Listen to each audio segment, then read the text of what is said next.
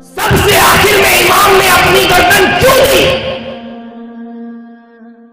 پہلے دے دیتے اصغر کا بچپنا بچ جاتا، پہلے دے دیتے قاسم کی جوانی بچ جاتی، پہلے دے دیتے اکبر کی زندگی بچ جاتی، پہلے دے دیتے اور محمد کا بچپنا بچ جاتا، پہلے دے دیتے عباس کے بازو بچ جاتے، پہلے دے دیتے سکینہ کی آنکھوں میں آنسو نہیں آتے، پہلے دے دیتے شہربانوں کے گلے سے دوپٹہ نہیں چھینا جاتا، پہلے دے دیتے زینب کی چادر تطہیر نہیں چھینی جاتی، پھر بھی حسین سب سے آخر میں آپ نے اپنی گردن کیوں دی؟ سوال تو پیدا ہوتا ہے۔ اس سوال کے جواب کو سمجھنے کے لیے آج میں آپ کے سامنے 2 اور 3 مثال رکھوں گا، بہت غور سے سمجھیے۔ حضرت امام اعظم کا نام سنا ہے آپ نے؟ سبھی نے جانا ہے، سبھی نے سنا۔ امام اعظم کے زمانے میں ایک بکری چوری چلی جاتی ہے بغداد میں۔ امام اعظم رضی اللہ تعالی عنہ کو پتہ چلتا ہے، جو بکری کی عمر کا، بکری کی نسل کا، بکری کی کیفیت کا جانکار اور ماہر ہوتا ہے، امام اعظم اس کو بلاتے ہیں اور ارشاد فرماتے ہیں میرے شہر میں ایک بکری چوری چلی گئی ہے، بکری کی زیادہ سے زیادہ عمر کتنی ہوتی ہے؟ شخص کہتا ہے حضور بکری کی زیادہ سے زیادہ عمر 8 سال کی ہوتی ہے۔ امام اعظم 8 سال تک بکری کا گوشت نہیں کھاتے، 8 سال تک امام اعظم بکری کا گوشت نہیں کھاتے۔ آپ کے بہری بند میں اگر رات میں کہیں بکری چوری چلی جائے، دوسرے دن کوئی گوشت لے کر کے آیا مسلمان، کہہ رہا ہے میرا جانور تھا میں نے کاٹا ہے، آپ آئے فتویٰ لے لیں، نہیں مختار نے آپ کو حکم سنا دیا، جانور جب کٹا ہوا کسی مسلمان کے ہاتھ میں ہے اور وہ بول رہا ہے کہ جانور میرا تھا، میں نے شرعی طور پر ضبط کیا ہے اور یہ میری ملکیت میں تھا، تو حکم ہے اس سے گوشت لے لو، کھاؤ، بچوں کو کھلاؤ، جو کرنا ہے کرو، تمہارے لیے جائز ہے۔ فرق سمجھ میں آیا؟ ہمارے محلے میں بھی بکری گونی، لیکن سب کے لیے گوشت کھانا جائز۔ امام اعظم کے زمانے میں بھی بکری گونی، آپ نے 8 سال تک بکری کا گوشت نہیں کھایا۔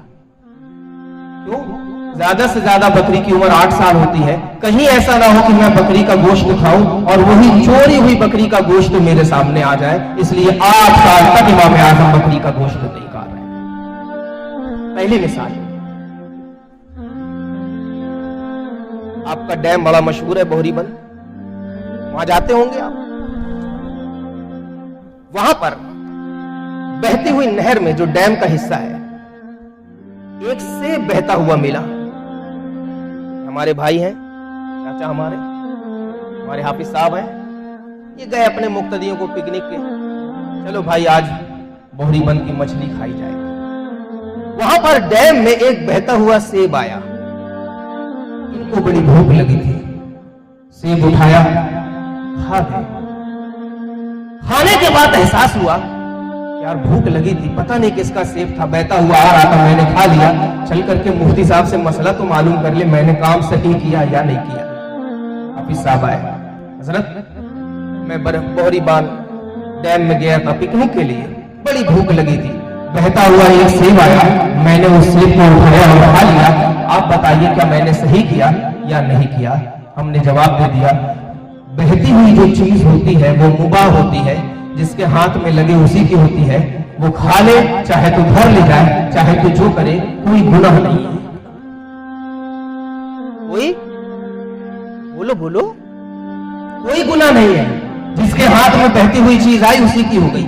آپ بھیڑا گھاٹ گئے، آپ برکی گئے، چیز بہتی ہوئی نہر میں آ رہی ہے، لکڑی کی شکل میں ہو، سیب کی شکل میں ہو، کیلا پپیتا کی شکل میں ہو، آپ اٹھائے، گھر لے آئے، کھائے۔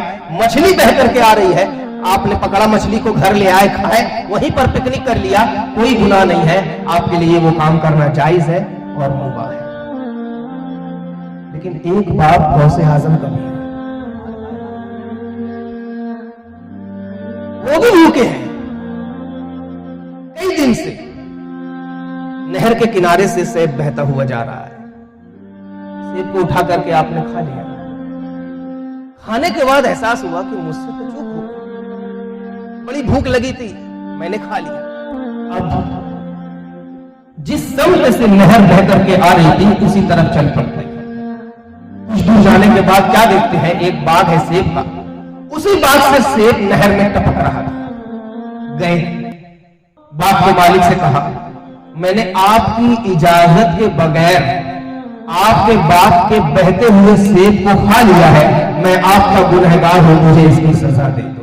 बाग के मालिक ने कहा, मेरे बाग में मजदूरी करो, और एक दो नहीं कई साल आपने बाग में मजदूरी की, सिर्फ इस वजह से कि एक बहता हुआ सेब खा लिया था। उसकी वजह से कहीं आखिरत में गुनाह ना मिले और अल्लाह के अजाब में कहीं गिरफ्त ना हो जाए, इसलिए बाग के मालिक से माफी मांगने पहुंच गए। इनकी फिर निस्बत से पैदाइश होती है गौसे पाक की। हमारे बोहरी बंद के डैम में से बहता हुआ मिले तो हमारे लिए खाना जायज, लेकिन वो कौन है कि वो बहते हुए सेब को खाने के बाद कई साल तक बाग के मजदूरी करते हैं और बाग की मालिक के निगहबानी में रहते हैं। ये दो बात समझ में आई।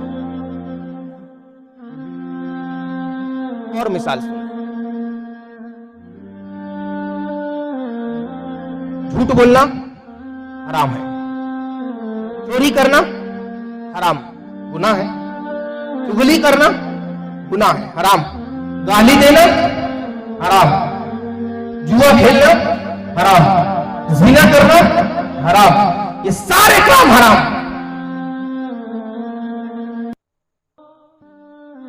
जब ये सारे काम हराम है, इसके बावजूद हमारी गर्दन पर कोई तलवार रख करके कहे, झूठ बोल लो वरना तुम्हारी गर्दन काट देंगे, और तलवार रखने वाला वक्त का गुंडा है, डॉन है, वो उस काम को करने की ताकत और क्षमता भी रखता है, वाकई काट देगा, मार डालेगा। ऐसी सूरत में शरीयत क्या कहती है? शरीयत कहती है झूठ बोल दो, अपनी जान बचा। बहुत भूखे हैं आप, खाने को कुछ नहीं है, बैतूल के जंगल में फंसे हुए हैं जहां पेड़ के सिवा कुछ नहीं, और भूख से निढाल होते होते अब ये कैफियत हो गई कि 2-4 मिनट अगर कुछ ना खाए तो इन्ना लिल्लाहि व इन्ना इलैहि राजिऊन। शरीयत कहती है मुर्दा जानवर भी हो तो जान बचाने के लिए खा लो। मौत हो रही है प्यास से, पानी का एक कतरा नहीं, शराब मौजूद, शरीयत कहती है जान बचाने के लिए जितना पी सकते हो, जितना जरूरी है उतना पी। इतनी बात अगर समझ में आई, पहुंचो करबला के मैदान। मेरे हुसैन, यजीद तुमसे झूठ बोलने के लिए भी नहीं कह रहा था, यजीद तुमसे जिना के लिए भी नहीं कह रहा था, यजीद तुमसे गाली के लिए भी नहीं कह रहा था, यजीद तुमसे चुगली के लिए भी नहीं कह रहा था, सिर्फ ये कह रहा था हुसैन अपना हाथ मेरे हाथ में दे दो। पर आपने हाथ को दे दिया, कासिम को दे दिया, असगर को दे दिया, अकबर को दे दिया, खुद की गर्दन दे दी, हाथ नहीं दिया। क्यों? 3 मिसाल समझ में आई, आगे सुनो। मशहूर मारूफ औलिया इकराम के 8 तबके हैं। औलिया इकराम के मशहूर मारूफ 8 तबके, औताद, अकताब, अब्दाल, अइम्मा, नुकबा, नुजबा, रिजालुल गैब और रजबी। ये 8 तबके मशहूर मारूफ हैं औलिया इकराम। फिर किसी का मनसब कम, किसी का मनसब ज्यादा, किसी का उससे ज्यादा। और इन 8 को अगर मुख्तसर किया जाए तो 2 तबके निकलते हैं औलिया इकराम के। कौन से? एक निकलता है अबरार और एक निकलता है मुकर्रबीन। अबरार और मुकर्रबीन किसे कहते हैं उन्हें भी समझ लो। अबरार जो मुकर्रबीन से नीचे होते हैं, मुकर्रबीन जो अल्लाह के कुर्ब में होते हैं, मुकर्रबीन जो अल्लाह के कुर्ब में होते हैं, अबरार जो मुकर्रबीन से नीचे होते हैं। ये दो जमात निकली औलिया कराम की। मिसाल दे देता हूं, बिल्कुल वाज़ेह बात हो जाएगी। हम रोजा रहते हैं, अल्लाह वाले भी रहते हैं, जाहिर सी बात है, मुफ्ती साहब भी रहते हैं, हमारे शायर इस्लाम साहब भी रहते हैं, हाफिज साहब भी रहते हैं। अबरार और मुकर्रबीन औलिया की ये दो जमात भी रोजा रहती है। अबरार रोजा रहती है, रोजा खोलने के वक्त हम खाने का, इफ्तार का, पानी का, शरबत का, शीरनी का इंतजाम करते हैं कि नहीं करते? करते हैं। अब अगर हम 4-6 रोजादार को दावत दिए तो हमारे लिए ये सवाब का काम है या नहीं है? रोजा खुलाना सवाब का काम है। अबरार ये भी रोजा रहते हैं, मुकर्रबीन ये भी रोजा रहते हैं। अबरार रोजा रखने के बाद इफ्तार का इंतजाम करें, खाने का इंतजाम करें, पानी का इंतजाम करें, दाने का इंतजाम करें, खजूर का इंतजाम करें, इसके लिए ये सवाब का काम है। अबरार रोजा रखने के बाद खाना, पानी, दाने का इंतजाम करना अबरार के लिए सवाब का काम है। मगर मुकर्रबीन जो अल्लाह के कुर्ब में है, इस जमात को अल्लाह सिर्फ रोजा रखने का हुक्म देता है और हुक्म देता है तुम्हें खाने का इंतजाम नहीं करना है, तुम्हें पानी का इंतजाम नहीं करना है, तुम्हें दाने का इंतजाम नहीं करना है। तो मुकर्रबीन रोजा तो रखेगी, लेकिन इफ्तार का इंतजाम करना मुकर्रबीन के लिए गुनाह है, पानी का इंतजाम करना मुकर्रबीन के लिए गुनाह है, खाने का इंतजाम करना मुकर्रबीन के लिए गुनाह है।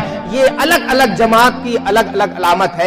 अबरार भी रोजा रहते हैं, लेकिन अबरार रोजा खोलने के लिए पानी का इंतजाम करें, उनके लिए सवाब है। मुकर्रबीन भी रोजा रहते हैं, और मुकर्रबीन रोजा खोलने के लिए अगर पानी का इंतजाम करे, खाना का इंतजाम करे, तो शरीयत कहती है कि मुकर्रबीन के लिए ये काम गुनाह का है। दूसरी मिसाल आप समझे, बहुत अच्छा मजमा, कुछ ना करें, ऐसे ही बैठे रहे आपस, लाइट भी बंद कर दें, लाइट बंद करें, खामोशी के साथ सुने।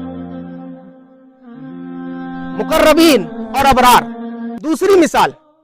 दूसरी मिसाल क्या? इबादत ये अबरार भी करते हैं और इबादत मुकर्रबीन भी करते हैं। इबादत अबरार भी करते हैं, अबरार की एक मंशा छुपी होती है। इबादत मुकर्रबीन भी करते हैं, मुकर्रबीन का भी एक मंशा छुपा होता है।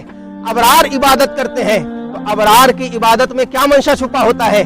अबरार की इबादत में मंशा ये छुपा होता है कि अल्लाह मेरी इबादत के बदले मुझे जन्नत में दाखिल कर दे और जहन्नम से निजात दे दे।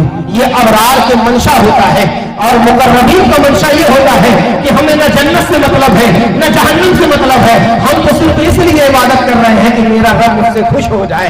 ये फर्क है अबरार और मुकर्रबीन में। अबरार नमाज पढ़ते हैं इसलिए कि जन्नत में दुखूल हो, जहन्नम से रिहाई हो। मुकर्रबीन भी नमाज पढ़ते हैं, जन्नत और जहन्नम से मतलब नहीं है, मकसद है सिर्फ रज़ाए इलाही।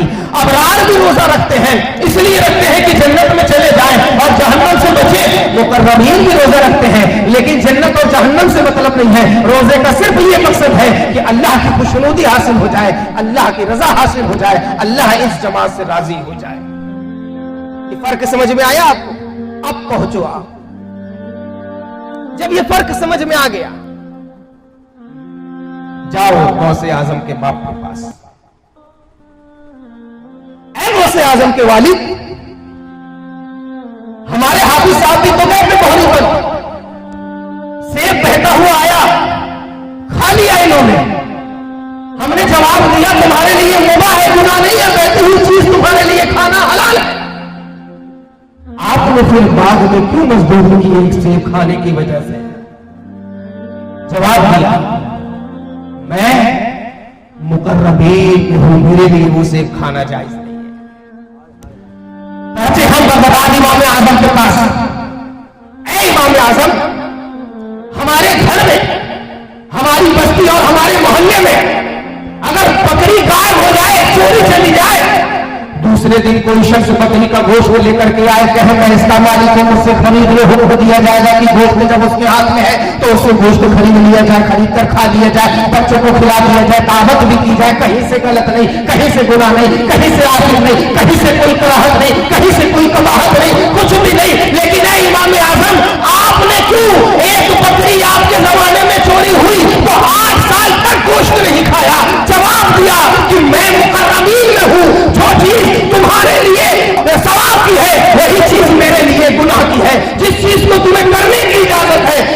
मुझे करने की इजाजत नहीं है। अब हम पहुंचते हैं करबला के मैदान में और इमाम हुसैन से पूछते हैं, ऐ इमाम हुसैन, हमारी गर्दन पर अगर कोई तलवार रख करके कहे कि नहीं मख्तर झूठ बोल वरना गर्दन काट देंगे, तो नहीं मख्तर के लिए तो ये हुक्म है, झूठ बोल है गर्दन बचा ले। कैसर रजा के हाथ पर कोई तलवार रख करके कहे, ऐ कैसर हाथ अपना बचा या झूठ बोल, तो शरीयत हुक्म देगी झूठ बोल दे, हाथ बचा ले। मुफ्ती सरफराज की गर्दन पर कोई तलवार रख करके कहे, ऐ सरफराज झूठ बोल वरना तेरी गर्दन काट देंगे, हुक्म होगा ऐ सरफराज झूठ बोल दे गर्दन बचा ले। चाचा की गर्दन पर कोई तलवार रख करके कहे, ऐ चाचा झूठ बोल वरना गर्दन काट देंगे, हुक्म होगा झूठ बोल दे गर्दन बचा ले। पर हुसैन आपकी क्या शान है कि आपकी गर्दन पर कोई तलवार रख करके कहे, ऐ हुसैन झूठ में मत बोल, ऐ हुसैन चुगली की मत कर, ऐ हुसैन शरीयत का सौदा की मत कर, ऐ हुसैन अपने बच्चों की कुर्बानी की मत दे, सिर्फ इतना कर